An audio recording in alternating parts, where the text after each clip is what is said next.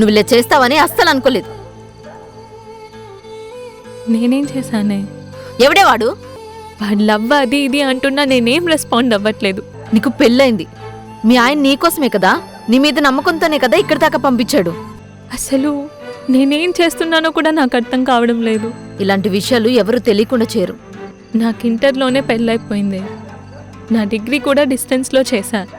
MBA కోసం అని చెప్పి కాలేజ్ జాయిన్ అయ్యా. మేబీ నేనప్పుడు మిస్ అయిన ఫీలింగ్స్ వల్ల ఇలా అనిపిస్తుందో ఏమో అర్థం కావడం లేదు. మీ ఆయన మోసం చేస్తున్నా అని నీకు అనిపించట్లేదా? కానీ నేనే తప్పు చేయలేదే. నెక్స్ట్ అదే చేస్తావే నీకు అర్థం కావట్లేదు. మీ ఆయన నిన్నెంత ప్రేమించకపోయింటే నువ్వు చదువుకుంటాననగానే నిన్ను నమ్మి ఇంత దూరం పంపిస్తాడు. ఇప్పుడేదో అట్రాక్షన్ లాగా అనిపిస్తుంది అంటున్నావు. ఇదే కంటిన్యూ చేస్తే వాడు నిన్ను వదిలేస్తాడనుకుంటున్నావా? ఇది ఎంత దూరం పోతుందో నీకు అర్థం కావట్లేదు.